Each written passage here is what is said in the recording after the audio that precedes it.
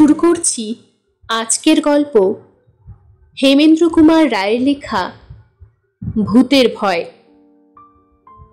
আবার বৃষ্টি নামলো। আজ সারাদিন ধরেই বৃষ্টি এই থামে এই নামে। মেঘের কাজল মেখে আকাশ হারিয়ে ফেলেছে তার নীলিমা। সূর্য কখন উঠেছে আর কখন অস্ত গিয়েছে কেউ জানে না। ময়লা দিনের আলো এবং তারই ভিতরে ধীরে ধীরে ঘনিয়ে উঠছে আসন্ন সন্ধ্যার বিষণ্ণ অন্ধকার। গঙ্গার ধারে বাড়ির তেতলার বারান্দায় বসে আছি কয়েকজন বন্ধুর সঙ্গে। নদীর বুক জোড়া বৃষ্টির জলছড়া দেখতে দেখতে দ্বিতীয়বার চায়ের পেয়ালা খালি করলুম। কিছুক্ষণ সবাই চুপচাপ। একটা দমকা ভিজে বাতাস গায়ের উপরে হুশ করে স্যাঁতস্যাঁতে নিঃশ্বাস ফেলে চলে গেল। বারান্দার কোণ ঘেঁষে সরে বসে চোখ তুলে দেখি অন্ধকার কখন নিঃশব্দে এসে গ্রাস করে ফেলেছে গঙ্গার ওপারকে।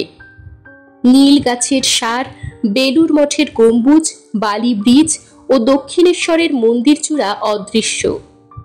এপারে আমার বাড়ি ও নদীর মাঝে জনবিরল পথ হঠাৎ মুখরিত হয়ে উঠল। রাম নামের মহিমা কীর্তন করতে করতে একদল হিন্দুস্থানি শবদেহ বহন করে নিয়ে যাচ্ছে।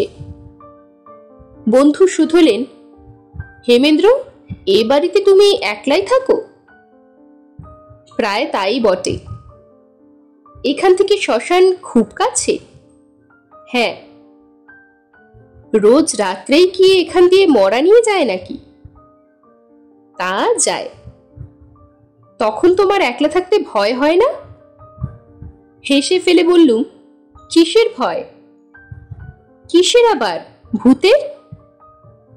আমার ভূতের ভয় নেই। কেন, তুমি ভূত মানো না? ঠিক মানি না বলতে পারি না। এ দেশের আর বিদেশের বড় বড় পণ্ডিতরাও ভূত মানেন। তাদের কথা অবিশ্বাস করতে ইচ্ছা হয় না। তুমি তো নিজেও অনেক ভূতের গল্প লিখেছ। হ্যাঁ, কাল্পনিক গল্প। তুমি কখনো ভূত দেখনি তো? আমার বাবা প্রেতিনী দর্শন করেছিলেন, তার নিজের মুখে সে গল্প শুনেছি। শ্রীরামকৃষ্ণ পরমহংসদেব ভূত দেখেছিলেন, তার জীবনী পাঠ করলেই জানতে পারবে। কিন্তু তুমি নিজে ভূত দেখেছ? ভৌতিক কাণ্ড দেখেছি। কিরকম আর কোথায়? জয়মিত্র স্ট্রিটে। 31 কি 32 বছর আগেকার কথা। খবরের কাগজেও সেই ঘটনা নিয়ে আলোচনা হয়েছিল। প্রত্যহ দলে দলে কৌতূহলী লোক ঘটনাস্থলে গিয়ে জনতার সৃষ্টি করত। ব্যাপারটা কি? ভৌতিক উপদ্রব। চোখের সামনে দেখেছি দুমদাম করে ইট বৃষ্টি, কিন্তু কে যে ফেলছে কিছুই বোঝা যায় না। দুষ্ট লোকের নষ্টামি? মোটেই নয়। দিনের বেলা, বাড়ি ঘিরে পুলিশ পাহারা, তবু ইট পড়া বন্ধ হয় না। ঘরের ভেতরে মেঝের উপরে রয়েছে বাসন কোসন। হঠাৎ সেগুলো জ্যান্ত হয়ে পাখির মতো শূন্য দিয়ে উড়ে আর এক জায়গায় ঝনঝন করে গিয়ে পড়ল। কিন্তু তুমি সচক্ষে আসল ভূত দেখেছ কি? আসল নকল জানি না, একবার একটা ব্যাপার দেখেছিলুম। এতক্ষণে কিছু হদিশ পেয়ে বন্ধু উৎসাহিত হয়ে বললেন, তাই নাকি? ব্যাপারটা শুনতে পারি কি? বলছি, কিন্তু এটা বোধহয় ভূতের গল্প নয়। ভনিতা ছাড়ো তো, গল্প বলো। আরো জোরে বৃষ্টি এলো, ঝমঝম করে। গঙ্গা জল আর দেখা যায় না, কিন্তু শোনা যায় তার তরঙ্গতান। এখনো আলো জ্বলেনি। বারান্দায় বন্ধুদের দেহগুলো দেখাচ্ছে ছায়ামূর্তির মতো। একটা নতুন সিগারেট ধরিয়ে চেয়ারের উপরে ভালো করে বসে আরম্ভ করলুম। 33-34 বছর আগেকার কথা। গঙ্গার ধারে আমার এই বাড়িখানার জায়গায় তখন ছিল খোলা জমি। আমরা বাস করতুম পাথুরিয়া ঘাটার পৈতৃক বাড়িতে। তেতলার ছাদে একপাশে আমার শয়নগৃহ। তার দক্ষিণ দিকের জানলা দিয়ে দেখা যায় বহুদূর পর্যন্ত। জানলার নিচেই একটা হাত দেড়েক চওড়া কিন্তু বেশ খানিকটা লম্বা খানা। তার ভেতরে ছিল সাপ আর ইঁদুরের বাসা। মাঝে মাঝে সেখানে পেঁচারাও আনাগোনা করত। খানার পরেই পাশাপাশি 3খানা ছোট ছোট পুরনো বাড়ি। পূর্ব দিকের বাড়িখানা এ পাড়ায় ছিল কুবিখ্যাত। আমাদের বাল্যকালে ও প্রথম যৌবনে বাড়িখানা ছিল পরিত্যক্ত। সবাই বলতো সেখানে হানা বাড়ি, ভাড়া নিতে চাইতো না। আমার বাবা ওই বাড়ির ছাদের উপরেই গভীর রাত্রে একটি অবগুণ্ঠনবতী নারী মূর্তি দেখেছিলেন, কিন্তু তাকে ধরতে গিয়েও ধরতে পারেননি। তার চোখের সামনেই মিলিয়ে গিয়েছিল মূর্তি। আমি যখন তেতলার ওই ঘরে গিয়ে বাসা বাঁধি, তখন বাড়িখানা সংস্কার করে ভাড়া দেওয়া হয়েছিল। যদিও রাত্রে সবাই তার দিকে সন্দিগ্ধ দৃষ্টি নিক্ষেপ করত, আমি কিন্তু বহু বৎসরেও সে বাড়ি থেকে সন্দেহজনক কিছুই আবিষ্কার করতে পারিনি। তবে একদিনের ব্যাপারের কথা মনে আছে। আমার অভ্যাস ছিল ঘুমের আগে অন্তত মধ্যরাত্রি পর্যন্ত লেখাপড়া করা। সেদিনও তাই করছিলুম। রাত 12টা বাজে, চারিদিক নিঝুম। আচম্বিতে সেই স্তব্ধতা বিদীর্ণ ও আকাশ বাতাস স্তম্ভিত করে অপার্থিব নারী কণ্ঠে জেগে উঠল তীব্র ও প্রচণ্ড ক্রন্দন স্বর। তেমন ভয়াবহ চিৎকার জীবনে আর কখনো আমি শুনিনি। আমার সর্বাঙ্গ যেন আচ্ছন্ন হয়ে গেল।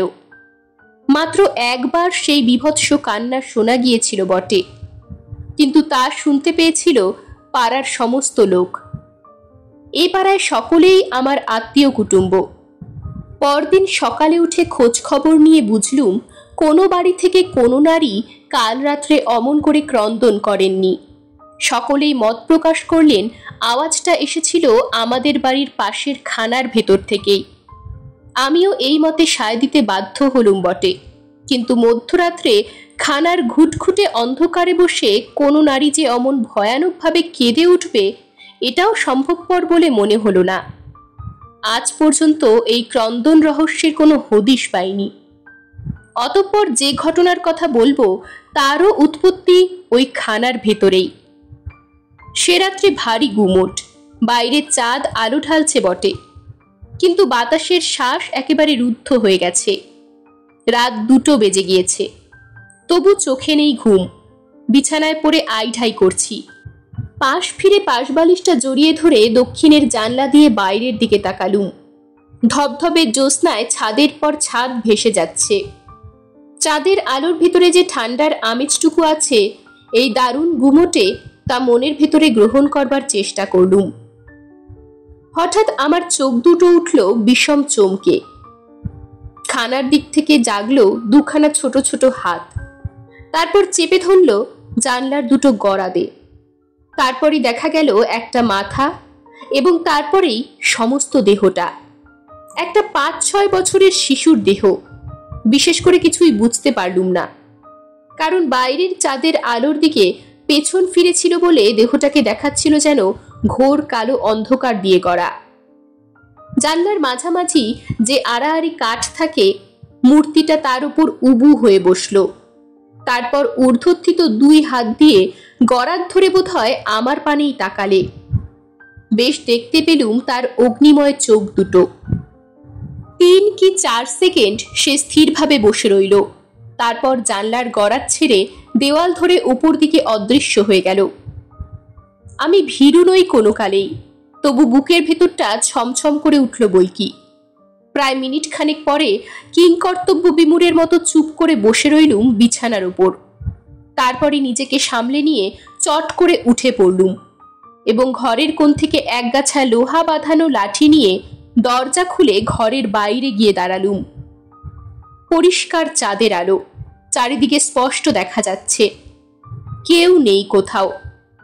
তেতলার ছাদে উঠলুম। মূর্তিটার এখানেই আসবার কথা, সেখানেও কেউ নেই। কি বলছো? আমি বানরের মূর্তি দেখেছি? প্রথমে আমারও সেই সন্দেহ হয়েছিল, কিন্তু মূর্তিটা বানরের মতো ছোট হলেও বানর নয়।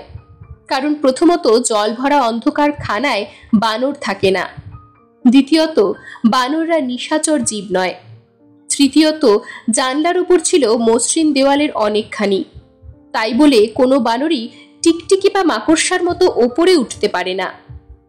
তবে সেটা কি জানি না। তারপরেও ওই ঘরে কাটিয়েছি অনেক বছর, কিন্তু মূর্তিটা আর কখনো আমার সঙ্গে দেখা করতে আসেনি। ইমপ্রুভমেন্ট ট্রাস্টের কবলে পড়ে সেই রহস্যময় বাড়িখানা এবং সেখানকার বাড়িগুলো এখন অদৃশ্য হয়েছে। আমার কথা ফুরলো। ঝুপুর ঝুপুর বৃষ্টি পড়ছে, হু হু করে বাতাস বইছে। ছলাৎ ছলাৎ করে গঙ্গা জল তীরে এসে আছড়ে পড়ছে। পৃথিবী অন্ধকার, বন্ধুরা স্তব্ধ। সুইচ টিপে আলো জ্বাললাম। বন্ধুরা বিরক্ত হয়ে বললে, ধেত, দিব্যি একটি ভুতুরে অ্যাটমসফিয়ার গড়ে উঠেছিল, আলো জেলে সব মাটি করে দিলে। হেসে বললুম, আমি এটা ভূতের গল্প বলে মনে করি না। বন্ধুরা বললে, আমরা যদি নকলে আসলের সুখ পাই তাতে তোমার কি? বলো তো, আবার আলো নিভিয়ে দিই? না, ছেঁড়া তার জোড়া লাগে না, তার চেয়ে আবার গরম চা আনাও। এরকমই আরো সব গল্প পেতে চ্যানেলটিকে সাবস্ক্রাইব করে দেবেন। আর গল্পটি যদি ভালো লেগে থাকে তাহলে লাইক, শেয়ার আর কমেন্ট করে দেবেন।